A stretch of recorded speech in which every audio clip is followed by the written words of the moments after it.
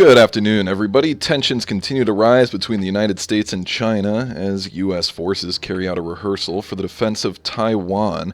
Meanwhile, satellite imagery suggests that North Korea is expanding its nuclear complex, and Iranian and Indian governments have stressed their commitment to fighting terrorism and establishing regional peace and security. Stay tuned for these stories and many, many more from the Middle East, China, India, and the United States. Again, thank you guys for tuning in. Go ahead and slap the like button. Anybody from the old crew would love it if you said hello in the comments section down below. Sorry for the extended absence, but let's get into it. Again, U.S. forces carry out rehearsal for the defense of Taiwan, so in case you guys thought I forgot about the current state of the world, well, you know, things are only getting more crazy by the day. Of course, you all saw the drone, well, supposed drone attack on the Kremlin. It'll be interesting to see what the retaliatory strikes look like if they decide to go for the heart of Ukraine, but this video is not going to be focused on that. That will be for another one. Listen here. In your best professional military judgment, do you anticipate that Beijing will attempt to, by force, seek reunification with Taiwan before 2027? So, Congressman,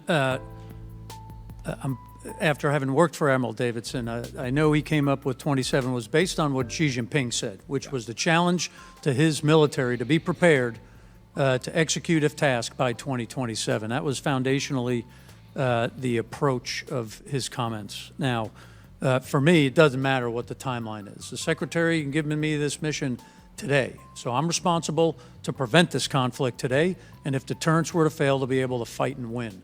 So the timeline, everybody will have an opinion on when it is. I think everybody's guessing.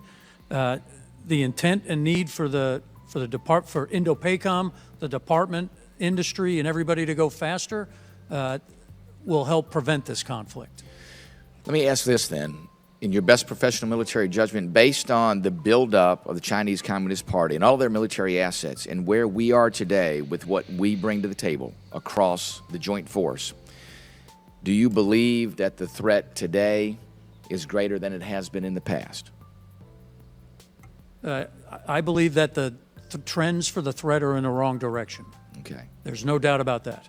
But I will tell you, Congressman, that the United States military is ready today for any contingency. As you see the future of where China's going, where the United States is going, when do you think the balance of forces will be such that it could motivate China to say, here is our opportunity? Yeah, I'm not sure that it's a balance of forces issue. I think there's a ton of variables on what might motivate President Xi Jinping to take that action, Congressman, and it's our job to convince him every day that it would be a bad choice. Yes, our job to convince them, because the United States could totally win a war on two fronts, and for anybody who is not a native English speaker, that was sarcasm, of course. Now, continuing on with the article, interesting part, the drill part of the rehearsals involved the USS Curtis Wilbur, a guided missile destroyer that was aimed at improving the military's ability to defend Taiwan against potential attacks. Again, the highlight here is to defend Taiwan against attacks. So we've already committed assets to the region, and we've pretty much said, you know what, if they want to attack Taiwan, the United States and allies will be there to defend. Now the question will be to what extent, considering we can't even deliver Stinger missiles to Taiwan until at least 2026, which you guys remember from a report I put out, heck, last summer, talking about the supply chain disruptions and the issues with the chips and all the ways that the Taiwanese chip manufacturers were impacted from the lack of quartz sand, which comes from China. So, you know, it's not even just the island of Taiwan itself and the manufacturing sector that's going to be impacted. China could simply cut off the supply and, well, we're not going to get any chips anyways.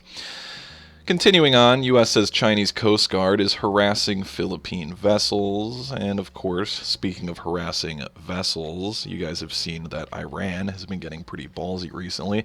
Now, the U.S. support for the Philippines in the South China Sea is, of course, unimpeded. Imagery and video recently published in the media is a stark reminder of the People's Republic of China's harassment and intimidation of Philippine vessels as they undertake routine patrols within their exclusive economic zone. We call upon Beijing to desist from its provocative and unsafe conduct, and the United States continues to track and monitor these interactions closely, as well as everything that the Russians are doing. Satellite imagery suggests North Korea is expanding the Yongbyon nuclear complex. Recent commercial satellite imagery, of course, shows it expanding, reinforcing concerns the country is acting on leader Kim Jong-un's recent call for an exponential increase in its nuclear arsenal. 38 North, a U.S. think tank, said Friday. Now, I don't usually give much credit to U.S. think tanks, but with the current state of the United States and our weak, feeble, embarrassing people at the helm of this ship, we have no leadership. Our military is falling apart. The supply chain, well, I shouldn't even say the supply chain. We are dismantling U.S. military hardware to repair hardware that we have sent to Ukraine, leaving our own guys. You can even go check out Southern Prepper talking about this with the Bradley infantry fighting vehicles, and our own guys in the National Guard saying we have broken down equipment with no ETA on spare parts. Now, the U.S. reveals joint nuclear disablement drills with South Korea, and another interesting one talking about more nuclear drills. Check out what's going on in Houston with the FBI notifying locals in the area to not be concerned about the nuclear drills that are being conducted. Methinks things are heating up on the global stage, and I think, again, everyone is waiting on the United States to get knocked down a few pegs, and everyone's going to sit in the corner and point and laugh at us.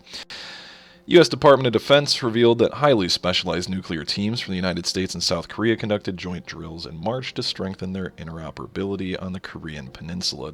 The Defense Visual Information Distribution Service, a Pentagon media service, released the report Wednesday when President Yoon Suk-yeol held a summit with President Xi Biden in the Washington. Grandpa Badfinger, who clearly, how should I put this without getting censored on YouTube, has a mental handy-capable issue going on, which is more and more apparent every single day. I also enjoyed his presentation. It was quite the spectacle when he said, "Hush up, boy," to the person in the press room. If you haven't seen that video, it is absolutely hilarious. And thinking of things you can and can't say, boy, have you guys been watching the Tucker Carlson debacle recently? Everything Media Matters has released has only made Tucker appeal to a wider audience and show that he actually has more of a sense of humor off camera than on. Now, Iran, India reaffirmed commitment to fight terrorism and establish regional peace. And again, keep an eye on the BRICS. That's going to have to be an entire video on its own, as more countries just last week have applied for membership. Even one American in Iraq is too many. Iran's Khamenei says Iran's supreme leader meets Iraqi president, says recent security and economic agreements need to be fully implemented. Americans gotta go. We're weak. Now's the time to get rid of us. Israel's nuclear extinction called for an Iranian exhibit in Afghanistan, as of course tensions in the birthplace of civilization around the Mediterranean continue to escalate. Netanyahu, we will not allow Iran to put a noose of terror around our neck. I'll be curious what his response or solution is. Several Israeli websites, including Knesset, 2 major ports targeted in new cyber attacks, and more cyber attacks in Texas just this morning. Justice Minister Levin, Washington aiding Israel's protesters against judicial reform. Biden admin continues to fund Palestinian groups supporting terrorists, Watchdog says. Torpedo OH, secret plans from $1.3 billion nuclear submarine found in toilet cubicle at Weatherspoon's pub. Okay, well, that's an interesting one in Cumbria. So, if you guys are carrying classified UK official sensitive documents for a submarine, specifically a top-of-the-line nuclear submarine, don't leave them in a toilet in the pub when you're hammered. White House weighing Biden trip to NATO's newest member. Finland officially joined the NATO military alliance in early April. In case you guys missed that, I'm catching up on all the news from just this past Monday. Ireland set to pass hate speech laws will make possessing hateful content on your devices a jailable offense as the crusade against free speech and our draconian overlord lizard people continue their stranglehold on us. So keep your eyes peeled. And wheelchair-using woman identifying as disabled divides the internet. A Norwegian transgender woman is making quite the fuss. I think I might identify as handy-capable myself and collect at least something from the government because, well, my tax-paying dollars are going somewhere. I might as well try and get a few dollars back, huh? Regional bank crisis spreads to big banks as PacWest, U.S. Bank Corp tumble, stocks dump amid widespread liquidations. Keep a very close eye on this as it appears Goliath JP Morgan is absorbing all of the failing banks to become one mega bank. And then what's the saying about being too big to fail? And of course we can go back and read The Creature from Jekyll Island, the book, and we all know what happens when things can't get bailed out anymore, and hyperinflation because they're going to push the cost back onto the taxpayer through a Congress-levied bill. So, with that, I hope to put out another video ASAP. If you found anything informational, again, hit the like button. It really helps me out. I have no idea what the state of the channel is currently. I was shocked that we only lost a couple subscribers, and I've still been getting a handful of views here and there. So, again, great to be back. Say hello in the comments. Catch you guys in the next one. God bless. Have a good day.